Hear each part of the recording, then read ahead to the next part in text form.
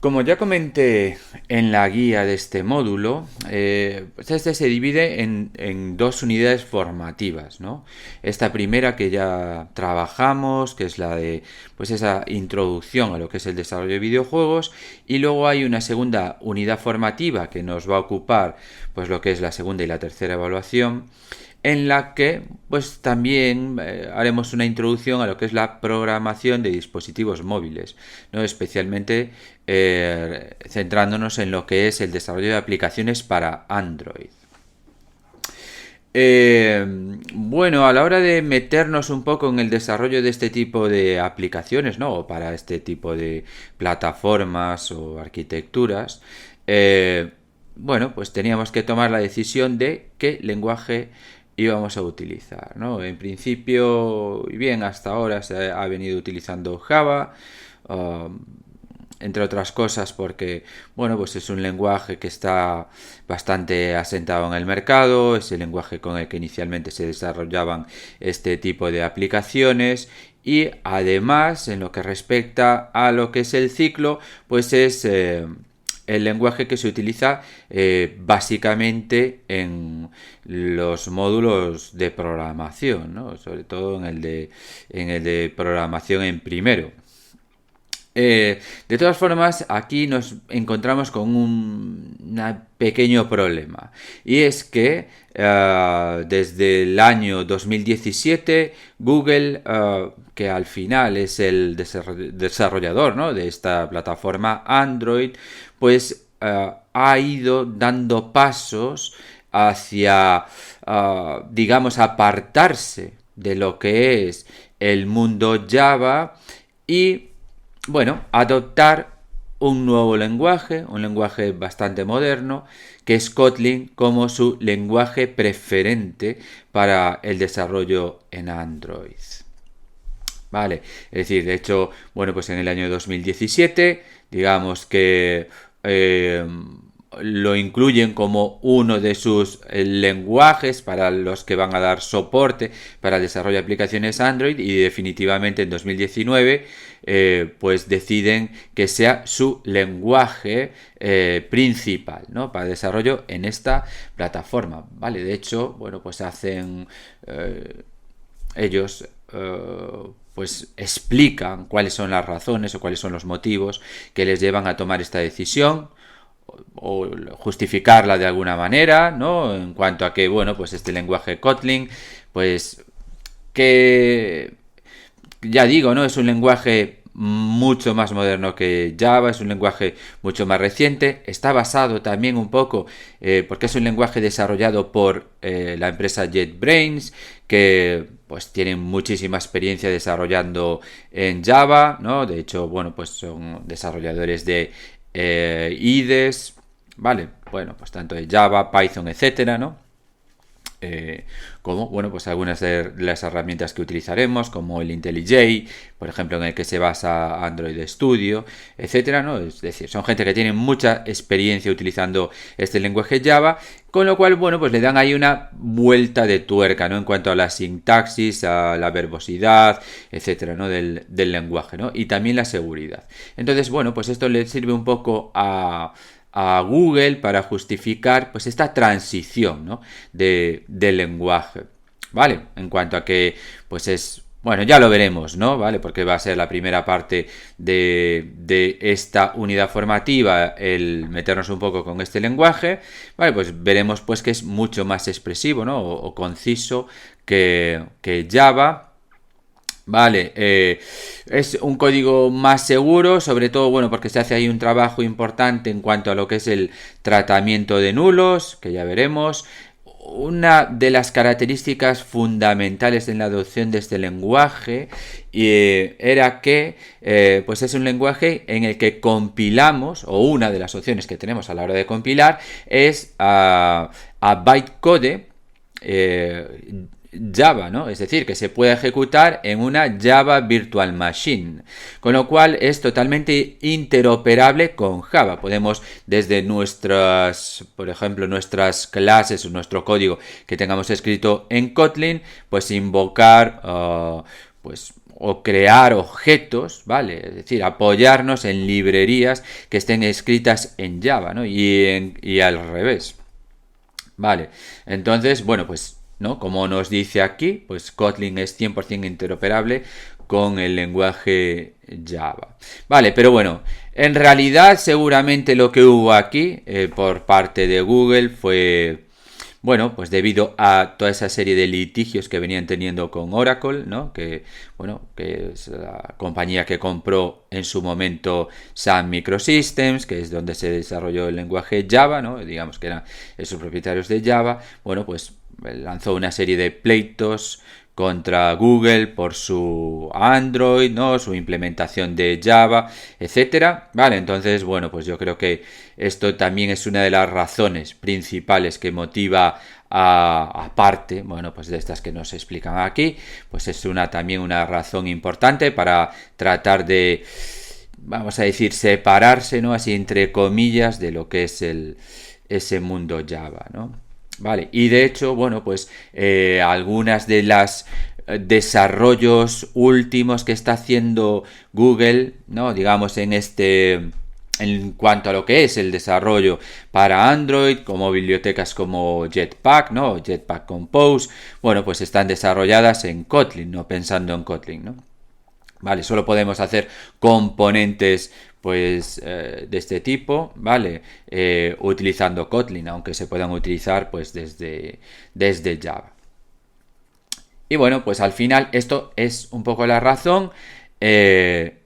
Sumado también a que es un lenguaje bastante fácil y veremos pues que en muchos aspectos pues es bastante parecido a Java sintácticamente, etcétera.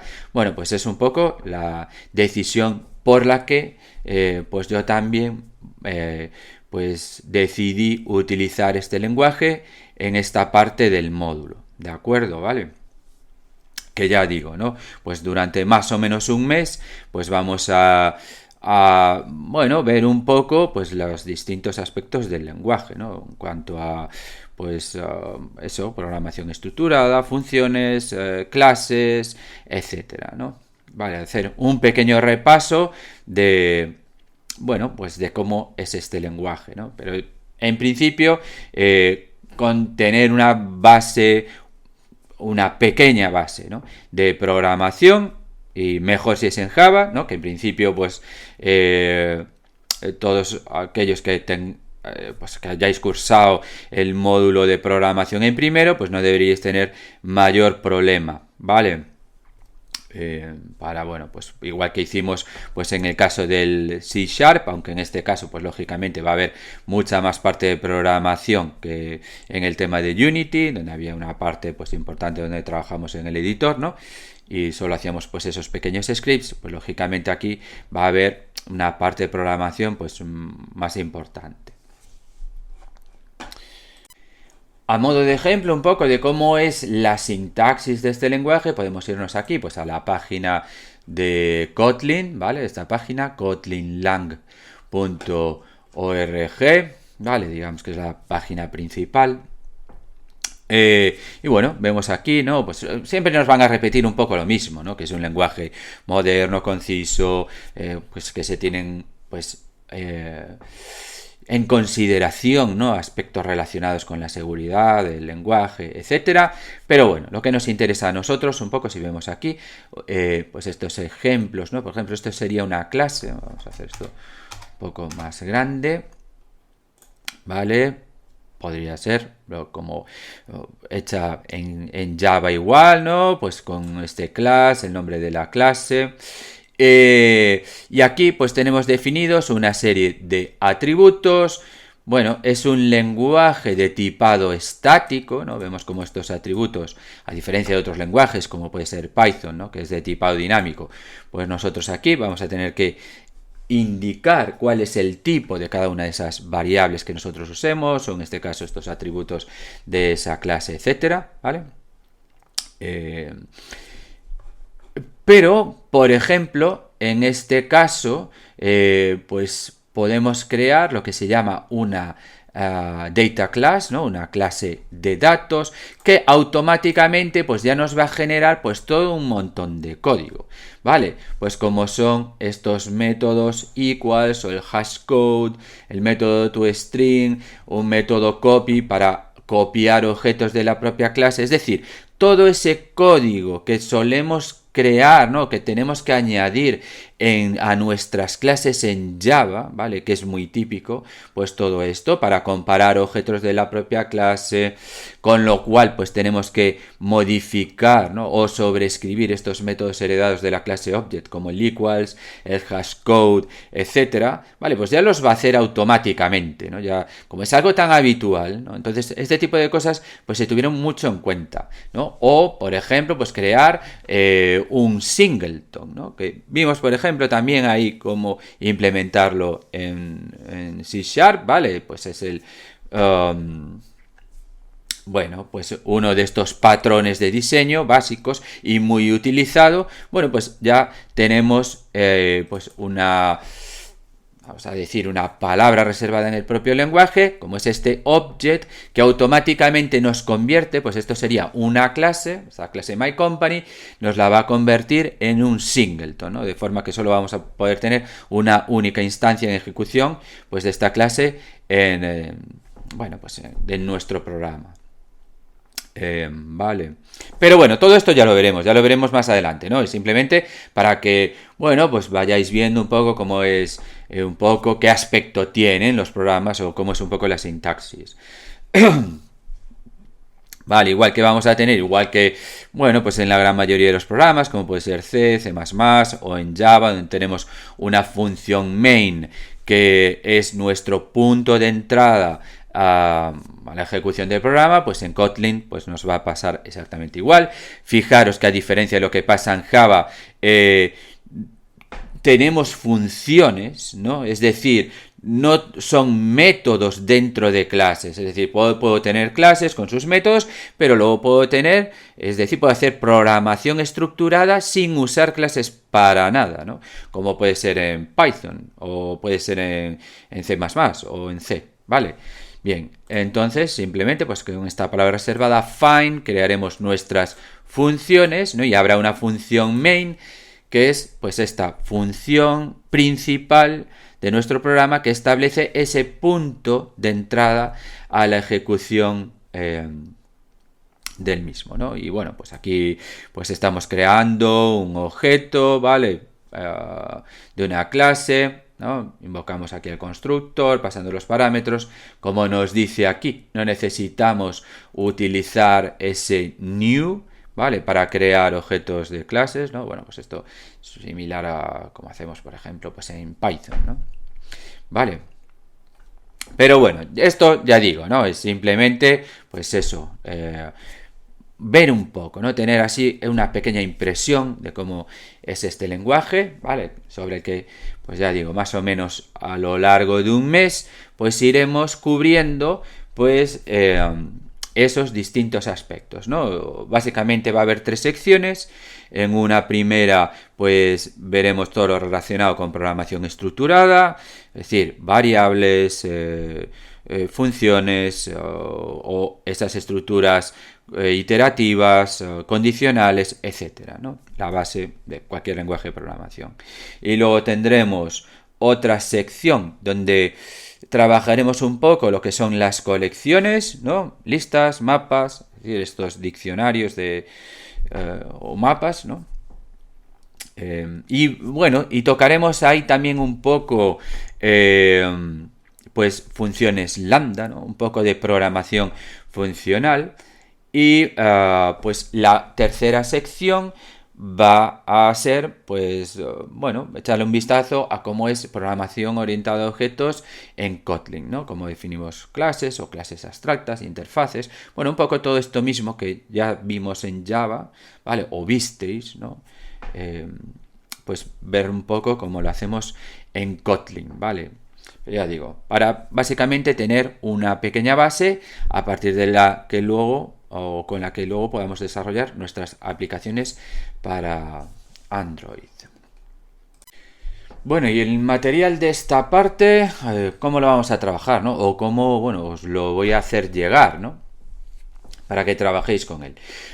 Pues lo vamos a hacer a través de una herramienta que se llama Jupyter Notebooks, ¿vale? Es decir, bloc de notas Jupyter. Que bueno, son muy típicos en el mundillo del machine learning, ¿no? Pues del aprendizaje automático, inteligencia artificial y todo esto, ¿no? Y especialmente con Python, bueno, aunque estos Jupyter Notebooks hoy en día pues pueden utilizar kernels, ¿no? O motores de ejecución de diferentes lenguajes, ¿no? De hecho, nosotros lo vamos a utilizar con Kotlin. Pero bueno, se utilizan, digamos, muchísimo a día de hoy en estos ámbitos, ¿vale? Pero al mismo tiempo, pues son bastante convenientes o adecuados también pues para el aprendizaje de los lenguajes, básicamente porque nos van a permitir dentro de un mismo documento, ¿vale? Que lo tendremos pues ahí dentro de nuestra herramienta web, lo vamos a ver ahí en un navegador, pues intercalar lo que son bloques de texto, ¿vale?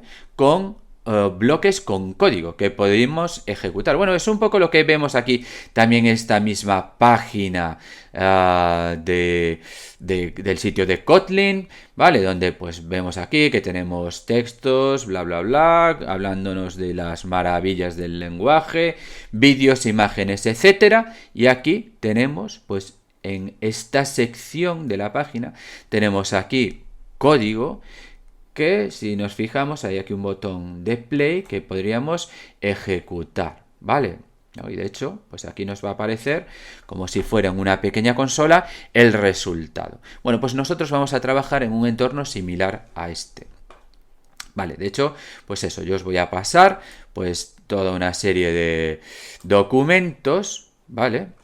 Que van a ser estos notebooks, que pues los abriremos con una herramienta, luego os comento sobre esto y básicamente pues el aspecto que tendrán va a ser este, ¿no? De hecho, pues uno de los que os voy a pasar es precisamente una introducción a lo que son estos notebooks, ¿vale? Estos Jupyter Notebooks.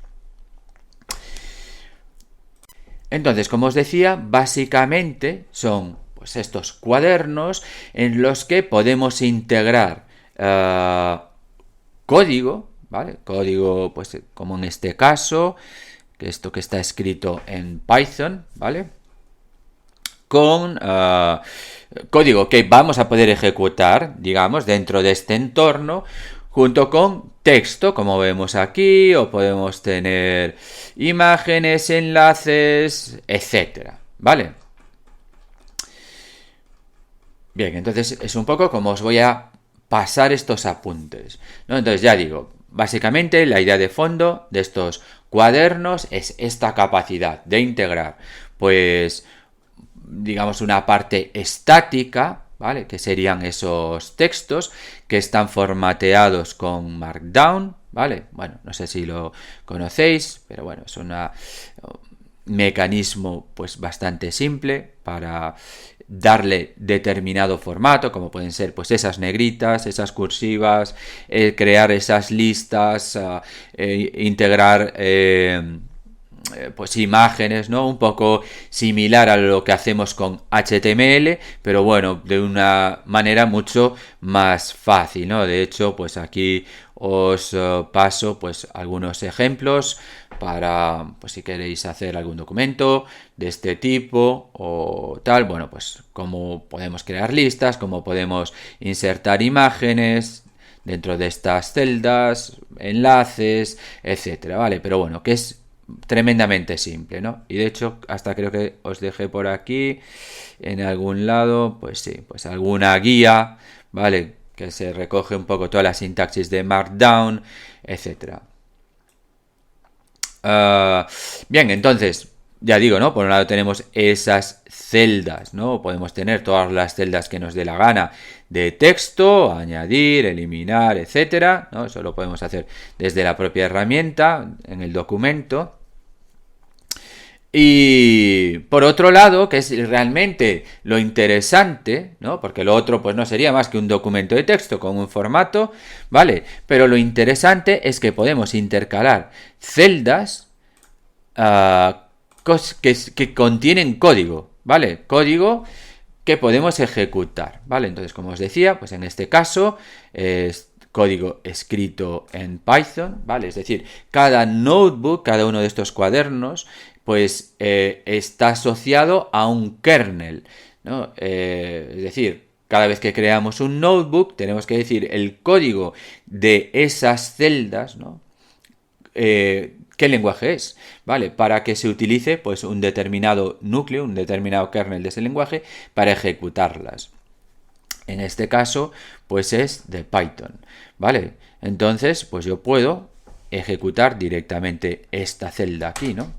¿Vale? Bueno, pues estoy aquí haciendo típico control enter, ¿vale? En estos notebooks, pero bueno, siempre vamos a tener un menú también para ejecutar, etcétera, o nos va a aparecer, dependiendo un poco del entorno que estemos utilizando, pues hay un botón de play o algo similar, ¿de acuerdo? Entonces, podemos lanzar ejecución de ese código, aquí pues simplemente una impresión de ese texto, bueno, y con esta operación aquí, esa suma, ¿vale? Y vemos cómo se nos abrió, pues, una pequeña ventanita como si fuera una consola con la salida. Y nosotros podemos aquí modificar estas celdas, el contenido, ¿vale? Y volverlas a ejecutar y que nos muestre, pues ese, pues lo que queramos, ¿no? De acuerdo. O, pues ya digo, ¿no? Pues aquí hacemos una impresión, aquí creamos variables, ¿no? ¿Vale? Desde otra celda diferente podemos acceder al contenido de una de esas variables que hayamos inicializado previamente en otra celda, etcétera, ¿no? Bueno, entonces, ya digo, aquí está un poco comentado en esta documentación que os voy a pasar, pero bueno, para que tengáis ya pues una idea de qué son estos bueno, pues que son estos cuadernos de Jupyter, ¿de acuerdo? Normalmente, dependiendo del entorno donde estemos ejecutando este sistema, ¿vale?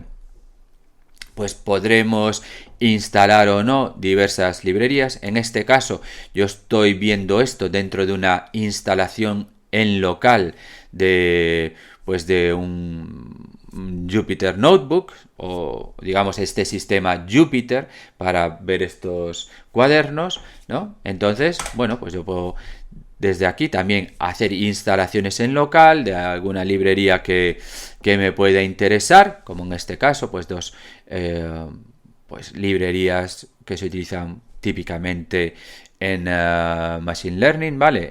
Pues cuando trabajamos en Python, como esta para tratamiento numérico o esta para hacer dibujado, ¿no? Representaciones gráficas de datasets, ¿no? Pero bueno, era simplemente para ver aquí un ejemplo, ¿no? De que cómo pueden ser las salidas, ¿no? Que pueden ser pues bastante ricas, ¿no? De nuestro código. No es pues simplemente una consola de texto, sino de hecho podemos añadir botones, controles de otro tipo, etcétera, o incluso pues haciendo uso de alguna determinada librería, como es en este caso PyPlot, bueno, pues hacer pues la representación gráfica de una función, ¿vale? Pero bueno, esto ya digo, ¿no? Es un poco ejemplo de cuáles son esas capacidades de estos notebooks, o de hecho, bueno, pues si queréis podéis ir a la página Jupyter, vamos a buscar Jupyter Notebook.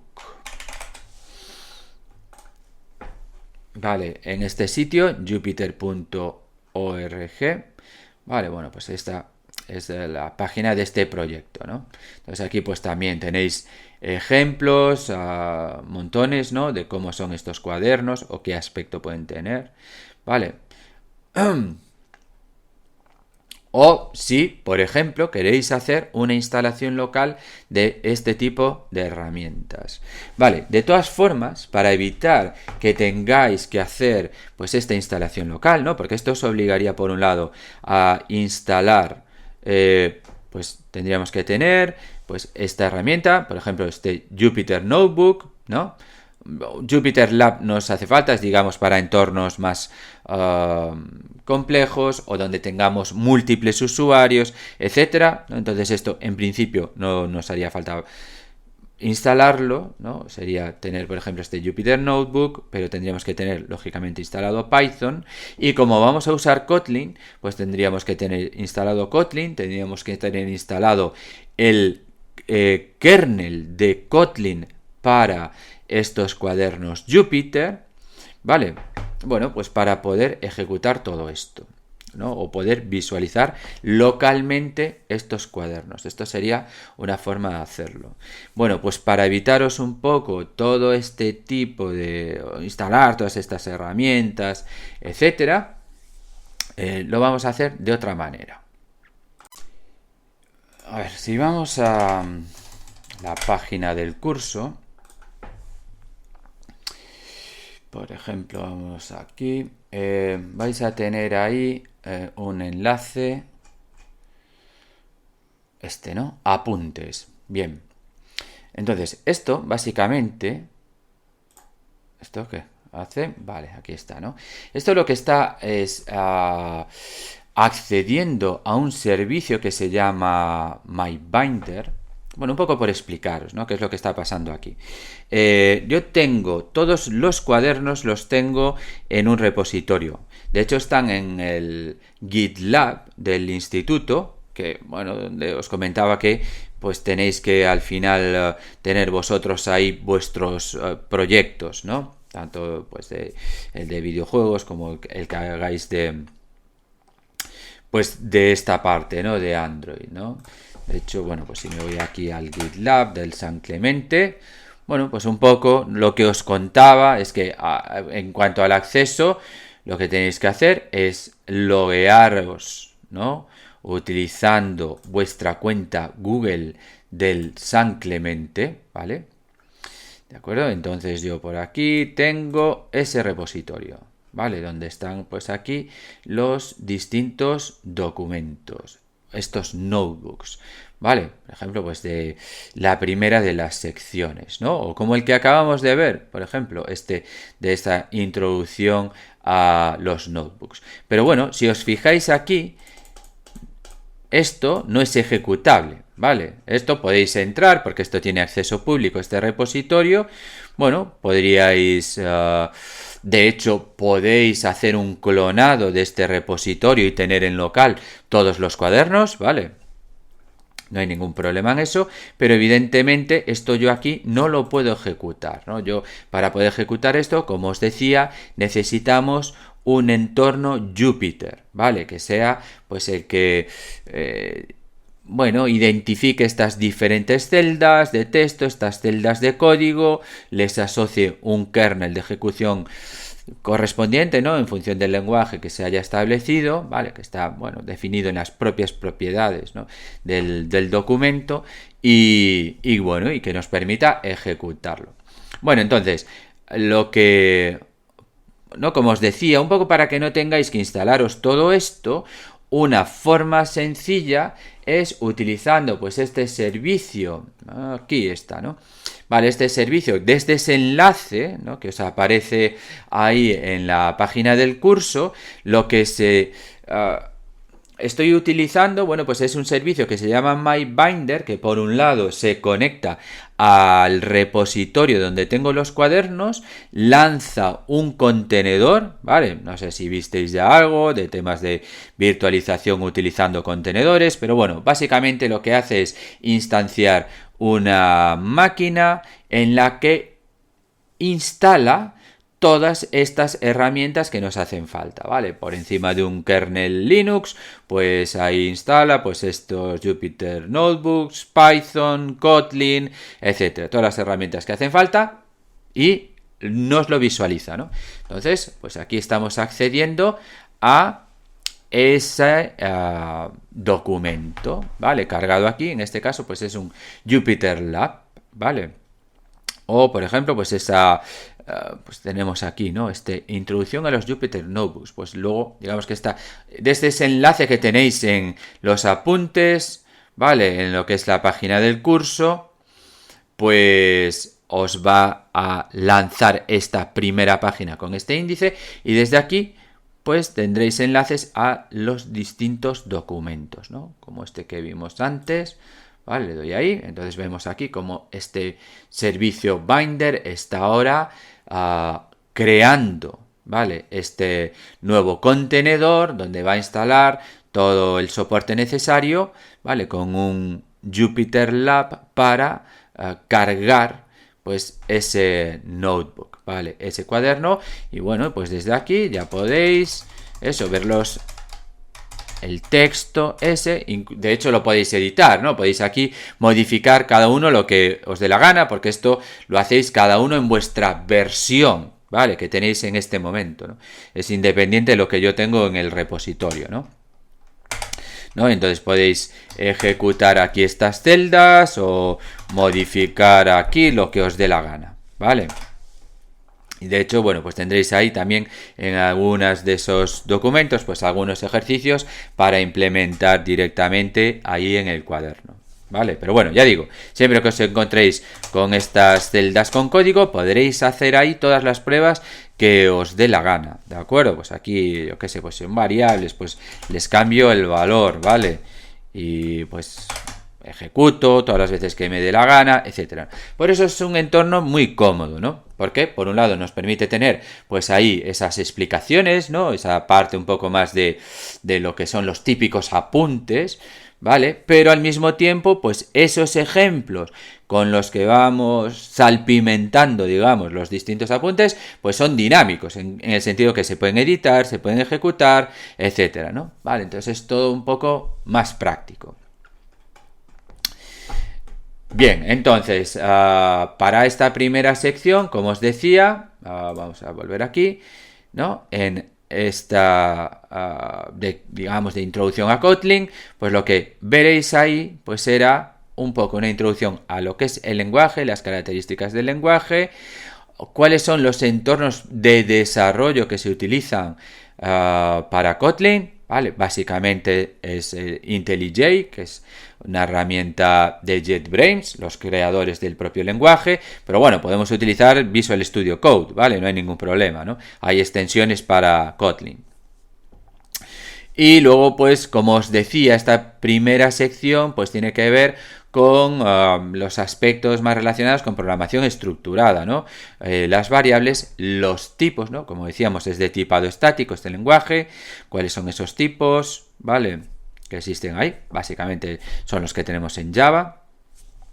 Lo que no va a haber son tipos primitivos, no hay esa diferenciación entre tipos primitivos y tipos referenciados, es decir, aquí son todo clases, ¿vale? Al final trabajamos siempre con objetos, igual que por ejemplo pues en Python. Bueno, veremos un poco también control de flujo, cómo son esos condicionales o estructuras repetitivas, ¿no? Esos bucles, etcétera. Funciones y luego pues una parte pues un poco específica de este lenguaje, ¿no? Y relacionada con lo que nos comentaban ahí de la seguridad del mismo, que es el tratamiento de nulos, ¿no? Vale. Y luego, bueno, pues os subiré el contenido de otras dos secciones. Una de colecciones, arrays, listas, mapas y un poquito de programación funcional, ¿vale? Es decir, veremos un poco cómo definir lambdas, ¿no? Funciones lambda en nuestros programas. Y luego habrá una tercera sección relacionada con programación orientada a objetos. Cómo creamos pues esas clases o esas clases tipo data que veíamos ahí antes en ese ejemplo. Eso singleton, cómo creamos o definimos interfaces, herencia, polimorfismo, bueno, un poco todo esto, ¿no? Vale, un poco repasar un poco todos estos conceptos utilizando pues la sintaxis propia de este lenguaje Kotlin. Bueno, os podéis encontrar, ¿no? Porque al final, bueno, cuando se lanzan estos contenedores, pues evidentemente ese servicio MyBinder lo utiliza un montón de gente, con lo cual esos contenedores se crean y tienen un tiempo de vida determinado, ¿no? Entonces, o bien porque ese contenedor se destruyó ya, o bien porque yo hice algún cambio dentro de lo que es el notebook, pues a lo mejor tiene que recrearse ese contenedor. Entonces, bueno, os puede pasar que, a ver, no sé si con alguno de estos, pues a lo mejor pues que tarde un poco, ¿no? En lanzarse ese contenedor, ¿vale? En principio, bueno, no deberías tener mayor problema, es decir, al final siempre se cargan, pero bueno, a veces alguna vez me pasó que por temas de sobrecarga o que hay muchos usuarios intentando acceder al servicio, etcétera, bueno, pues no se me lanza en la primera ocasión y tengo que intentarlo varias veces, etcétera. Bien, si al final esto os puede suponer un problema o si queréis trabajar en local, ¿vale? Podéis hacer otra cosa. Ya digo, en principio esto sería lo más cómodo para, bueno, pues no tener que instalar absolutamente nada, ¿vale? Y directamente ya poder acceder pues a estos materiales. Pero bueno, si queréis trabajar en local, por ejemplo, pues desde aquí os podéis descargar los propios notebooks, ¿no? Aquí simplemente nos vamos a File, ¿dónde estaba? Download, ¿vale? Y ahí os va a descargar pues un archivo con esta extensión y PyNB, ¿no? Python Notebook, ¿de acuerdo? Bien, esto, ¿cómo lo abrimos? Bueno, pues es lo que os decía. En principio necesitamos instalar, lógicamente vamos a necesitar Python, porque estos Jupyter Notebook o Jupyter Lab corren sobre Python, ¿no? Entonces necesitaríamos instalar Python. Si no lo tenemos instalado ya en nuestro equipo, pues irnos, por ejemplo, a la página de este proyecto Jupyter y descargarnos, ¿no? El notebook, ¿vale? Esto al final es un módulo Python, ¿no? Es decir, utilizamos pues la propia herramienta pip que nos viene con Python para instalar distintos paquetes, ¿no? O módulos del lenguaje. ¿Y qué más? Y tendríamos que instalar además otro paquete que no sé si lo tengo por aquí ya. Sí, este justo es otro paquete Python que es el kernel de Kotlin para estos Jupyter Notebooks. ¿De acuerdo? Aparte de tener, lógicamente, también instalado Kotlin en el sistema. Entonces ya digo, bueno, pues al final tenemos que instalar ahí un montón de cosas, por eso, pues la otra opción me parecía así un poco más cómoda, ¿no?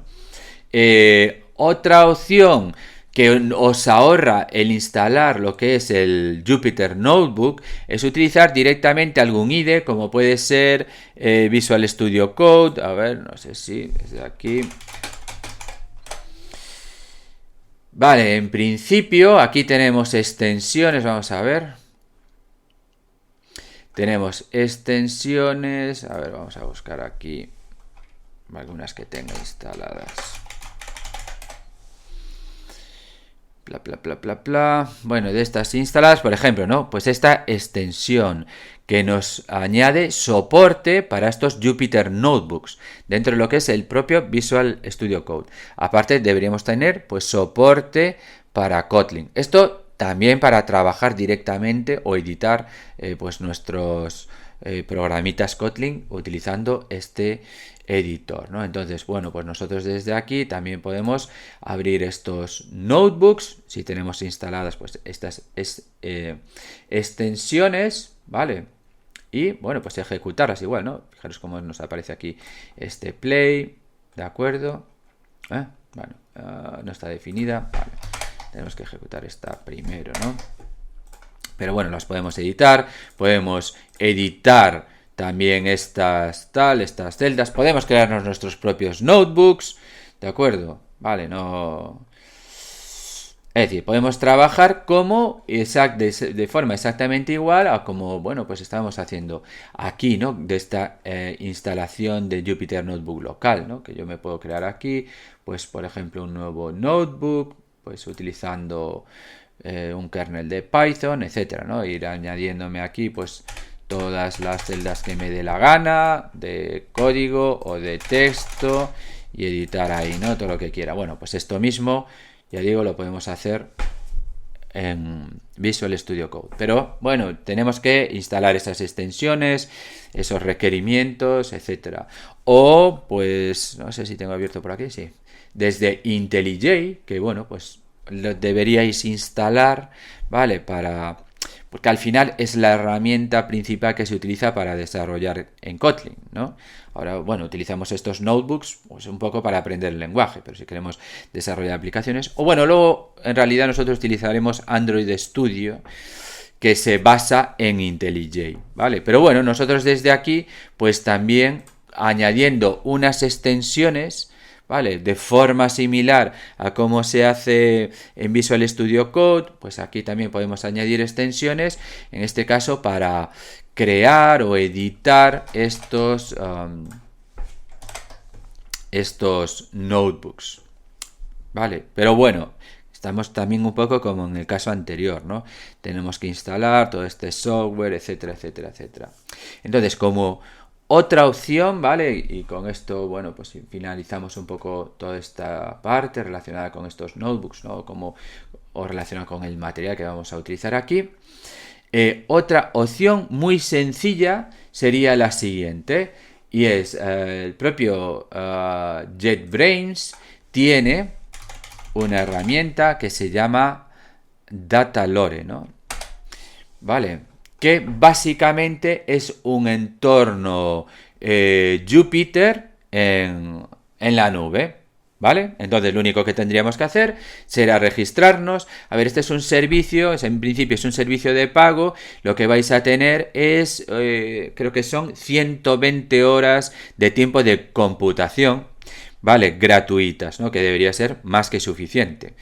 Vale, de todas formas, creo, bueno, esto lo tengo que investigar, pero si tienen pues acceso gratuito para estudiantes y docentes, etcétera. De hecho, yo tengo todas las herramientas de JetBrains pues utilizando esta licencia. Vosotros también lo podéis hacer, ¿vale? O pues versiones, digamos, profesionales, ¿no? De algunas de esas herramientas, como puede ser pues ese IntelliJ o alguna o Rider o pues algunos C-Lion, por ejemplo, que es de pago para programar en C++, etcétera. Bueno, pues tiene ahí una serie de herramientas que pues con esa licencia de estudiante pues podéis acceder gratuitamente a ellas, ¿vale? Y bueno, era fácil, ¿no? O sea, simplemente, bueno, no lo recuerdo ahora, pero bueno, por la página de JetBrains está. Pero bueno, en principio tampoco os hace falta, ¿vale? En principio eso, tenéis esas 120 horas, creo que son 120 horas de computación, a ver, si me aparece por aquí. Sí, 120 horas, ¿no? Y bueno, por ahí, por algún lado, salía el tiempo de uso. Bueno, ahora me salí de ahí.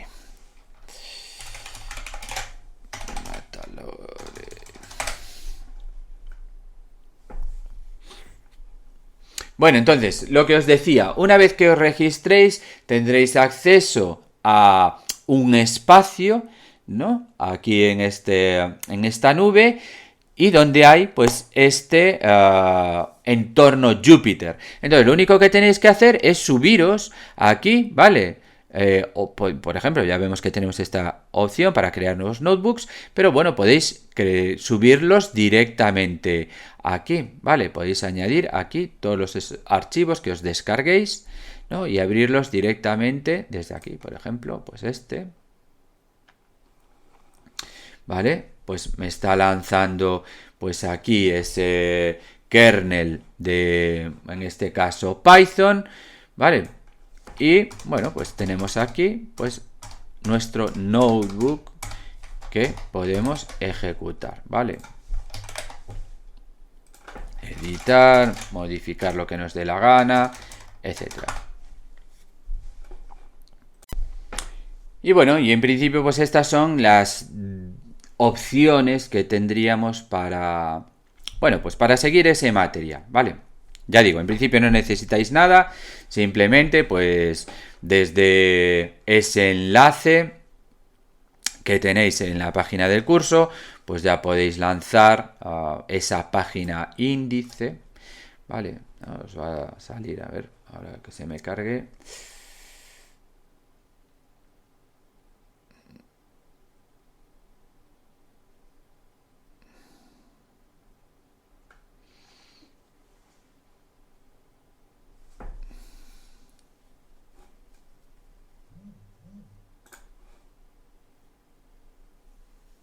Bueno, a ver, venga.